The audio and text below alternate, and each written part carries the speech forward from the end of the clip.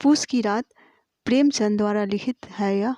हल्कू ने आकर स्त्री से कहा, साहना आया है, लाओ जो रुपये रखे हैं उसे दे दो, किसी तरह गला तो छूटे। मुन्नी झाड़ू लगा रही थी, पीछे फिरकर बोली, 3 ही तो रुपये हैं, दे दोगे तो कमल कहाँ से आएगा? माघ पूस की रात हार में कैसे कटेगी? उससे कह दो फसल पर दे देंगे, अभी नहीं। हल्कू एक क्षण अनिश्चित दशा में खड़ा रहा। पूस सिर पर आ गया है, कमल के बिना हार में जो है रात को वह किसी तरह नहीं जा सकता। मगर सहना मानेगा नहीं, घुड़कियाँ जमावेगा, गालियाँ देगा, बला से जाड़ों में मरेंगे, बला तो सिर से टल जाएगी। यह सोचता हुआ वह अपना भारी भरकम डील डोल लिए हुए स्त्री के समीप आ गया और खुशामद करके बोला, ला दे दे, गला तो छूटे, कम्बल के लिए कोई दूसरा उपाय सोचूंगा। मुन्नी उसके पास से दूर हट गई और आंखें तरड़ते हुई बोली, कर चुके दूसरा उपाय, जरा सुनो तो कौन सा उपाय करोगे? कोई खैरात दे देगा, कम्बल न जाने कितनी बाकी है जो किसी तरह चुकने ही नहीं आती। मैं कहती हूँ तुम क्यों नहीं खेती छोड़ देते, मर मर कर काम करो, उपज हो तो बाकी दे दो। चलो छुट्टी हुई, बाकी चुकाने के लिए ही तो हमारा जन्म हुआ है, पेट के लिए मजूरी करो, ऐसी खेती से बाज आए। मैं रुपये न दूंगी, न दूंगी। हल्कू उदास होकर बोला, तो क्या गाली खाऊं? मुन्नी ने तड़प कर कहा, गाली क्यों देगा, क्या उसका राज है? मगर यह कहने के साथ ही उसकी तनी हुई भौहें ढीली पड़ गई। हल्कू के उस वाक्य में जो कठोर सत्य था वह मानो एक भीषण जंतु की भांति उसे घूर रहा था। उसने जाकर आले पर से रुपये निकाले और हल्कू को जो है हाथ पे रख दिए। फिर बोली, तुम छोड़ दो, अब की से खेती मजूरी में सुख से एक रोटी तो खाने को मिलेगी, किसी की धौंस तो न सहेगी। अच्छी खेती है, मजूरी करके लाओ, वह भी उसी में झोंक दो, उस पर धौंस। हल्कू ने रुपये लिए और इस तरह बाहर चला मानो अपना हृदय निकाल कर देने जा रहा हो। उसने मजूरी से एक एक पैसा काट काट कर 3 रुपये कम्बल के लिए जमा किए थे। आज निकले जा रहे थे। एक एक पग के साथ उसका मस्तक अपनी दीनता के भार से दबा जा रहा था। पूस की अंधेरी रात, आकाश पर तारे भी ठिठुरते हुए मालूम होते थे। हल्कू अपने खेत के किनारे ऊख के पत्तों की एक छतरी के नीचे बांस के खटोले पर अपनी पुरानी गाढ़े की चादर ओढ़े पड़ा कांप रहा था। खाट के नीचे उसके संगी कुत्ता जबड़ा पेट से मुंह डाले सर्दी से कूकू कर रहा था। 2 में से एक को नींद न आती थी। हल्कू ने घुटनियों को गर्दन में चिपकाते हुए कहा, क्यों जबरा, जाड़ा लगता है? कहता तो था घर में पुआल पर लेट रहा, तो क्या यहाँ लेने आए थे?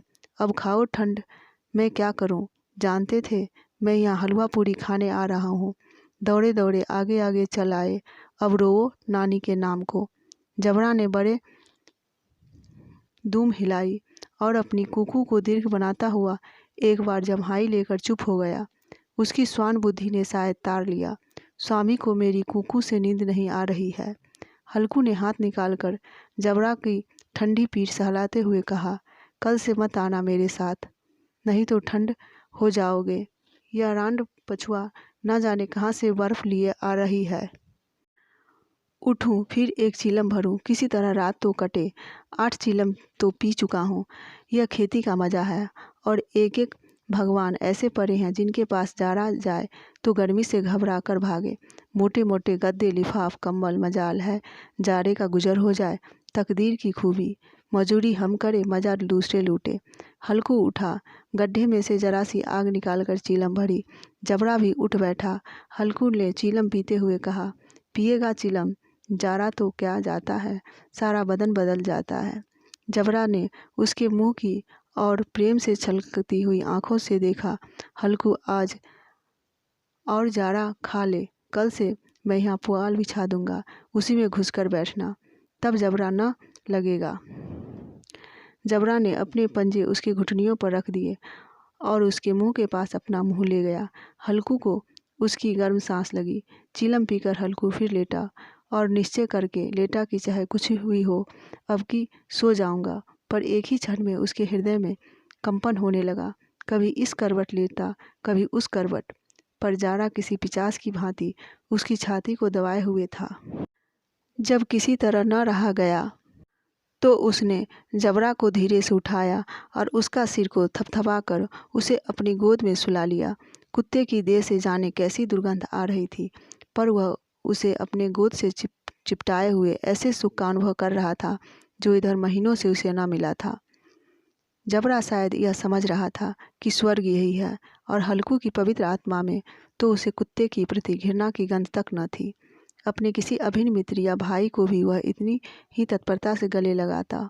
वह अपनी दीनता से आहत न था, जिससे आज उसे इस दशा तक पहुंच दिया है। नहीं, इस अनोखी मैत्री ने जैसे उसकी आत्मा के सब द्वार खोल दिए थे, और उनका एक एक क्षण अनुप्रकाश से चमक रहा था। सहसा जबरा ने किसी जानवर की आहट पाई। इस विशेष आत्मीयता से उसमें एक नई स्फूर्ति पैदा कर दी थी, जो हवा के ठंडे झोंकों को तुच्छ समझती थी। वह झपट कर उठा और छपड़ी से बाहर आकर भौंकने लगा। उसे कई बार चुमकाकर बुलाया, पर वह उसके पास न आया। हार में चारों तरफ दौड़ दौड़ कर भूखता रहा। एक क्षण के लिए आ भी जाता तो तुरंत ही फिर दौड़ता। कर्तव्य उसके हृदय में अरमान की भांति ही उछल रहा था। 1 घंटा और गुजर गया। रात ने शीत को हवा से धधकाना शुरू किया। हल्कू उठ बैठा और दोनों घुटनों को छाती से मिलाकर सिर को उसमें छिपा लिया। फिर भी ठंड कम न हुई। ऐसा जान पड़ता था सारा रक्त जम गया है, धमनियों में रक्त की जगह हिम बह रहा है।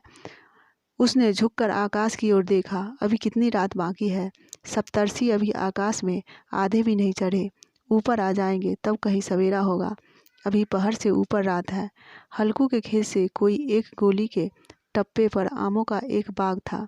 पतझड़ शुरू हो गई थी। बाग में पत्तियों के ढेर लगा हुआ था। हल्कू ने सोचा, चलकर पत्तियां बटोरूं और उन्हें जलाकर खूब रात तापूं। रात को कोई मुझे पत्तियां बटोरते देखे तो समझे कोई भूत है। कौन जाने कोई जानवर ही छिपा बैठा हो। मगर अब तो बैठे नहीं रहा जाता। उसने पास के अरहर के खेत में जाकर कई पौधे उखाड़ लिए और उनका एक झाड़ू बनाकर हाथ में सुलगता हुआ उपला लिए बगीचे की तरफ चला। जबरा ने उसे आते देखा तो पास आया और दुम हिलाने लगा। हल्कू ने कहा, अब तो नहीं रहा जाता जबरू, चलो बगीचे में पत्तियां बटोर कर तापें। टाँठे हो जाएंगे तो फिर आकर सोएंगे। अभी तो बहुत रात है। जबरा ने कूकू करके सहमति प्रकट की और आगे आगे बगीचे की ओर चला। बगीचे में खूब अंधेरा छाया हुआ था और अंधकार में निर्दय पवन पत्तियों को कुचलता हुआ चला जाता था। वृक्षों से ओस की बूंदें टप टप नीचे टपक रही थी। एकाएक एक झोंका मेहंदी के फूलों की खुशबू लिए हुए आया। हल्कू ने कहा, कैसी अच्छी महक आई जबरू, तुम्हारी नाक में भी तो सुगंध आ रही है। जबरा को कहीं जमीन पर एक हड्डी पड़ी मिल गई। उसे चिंचोड़ रहा था। हल्कू ने आग जमीन पर रख दी और पत्तियां बटोरने लगा। जरा देर में पत्तियों को ढेर लग गया। हाथ ठिठुरते जाते थे, नंगे पांव गले जाते थे और पत्तियों का पहाड़ खड़ा कर रहा था। इसी अलाव में वह ठंड को जलाकर भस्म कर देगा। थोड़ी देर में अलाव जल उठा। उसकी लौ ऊपर वाले वृक्ष की पत्तियों को छू छू कर भागने लगी। उस अस्थिर प्रकाश में बगीचे के विशाल वृक्ष ऐसे मालूम होते थे मानो उस अथाह अंधकार को अपने सिरों पर संभालते हुए हो। अंधकार के उस अनंत सागर में यह प्रकाश एक नौका के समान हिलता मचलता हुआ जान पड़ता था। हल्कू अलाव के सामने बैठा आग ताप रहा था। एक क्षण में उसने दोहर उतार कर बगल में दबा ली, दोनों पांव फैला लिए, मानो ठंड को ललकार रहा हो। तेरी जी में जो आए सो कर। ठंड की असीम शक्ति पर विजय पाकर वह विजय गर्व को हृदय में छिपा न सकता था। उसने जबरा से कहा, क्यों जब्बर, अब ठंड नहीं लग रही है? जब्बर ने कूकू करके मानो कहा, अब क्या ठंड लगती ही रहेगी। पहले से यह उपाय न सूझा, नहीं इतनी ठंड क्यों खाते? जब्बर ने पूंछ हिलाई। अच्छा आओ इस अलाव को कूद कर पार करें, देखे कौन निकल जाता है। अगर जल गए बच्चा तो मैं दवा न करूँगा। जब्बर ने उस अग्नि राशि की ओर कातर नेत्रों से देखा। मुन्नी से कल न कह देना, नहीं तो लड़ाई करेगी। यह कहता हुआ वह उछला और अलाव के ऊपर से साफ निकल गया।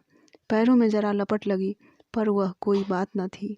जबरा आग के गिर्द घूमकर उसके पास आ खड़ा हुआ।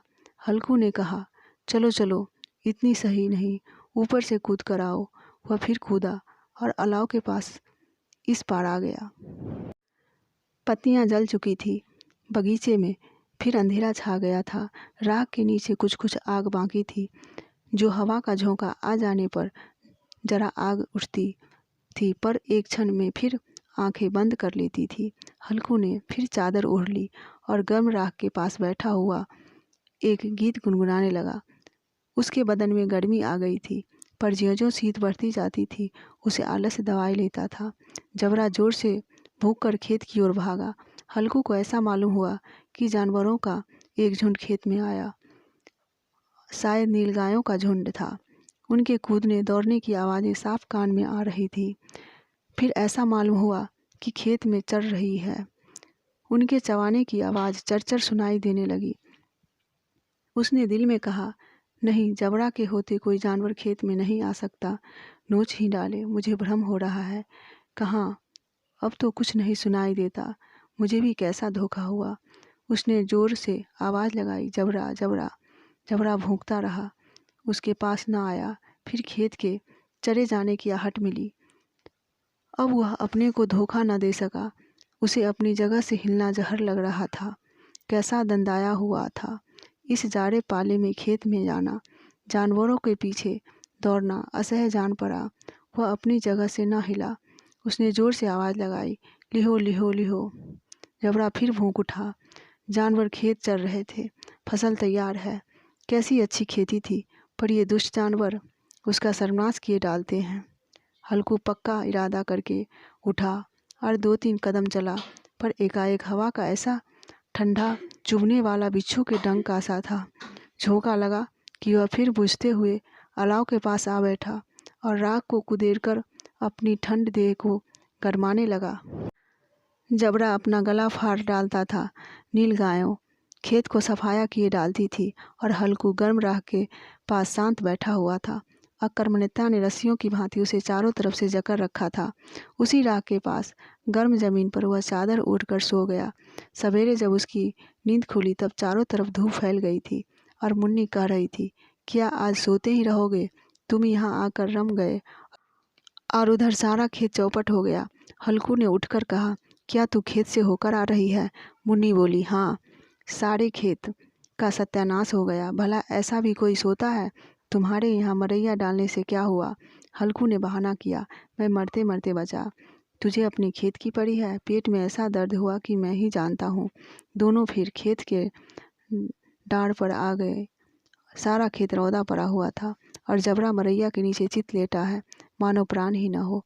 दोनों खेत की दशा देख रहे थे। मुन्नी के मुख पर उदासी छाई थी, पर हल्कू प्रसन्न था। मुन्नी ने चिंतित होकर कहा, अब मजूरी करके माल गुजारनी पड़ेगी। हल्कू ने प्रसन्न मुख से कहा, रात को ठंड में यहाँ सोना तो ना पड़ेगा।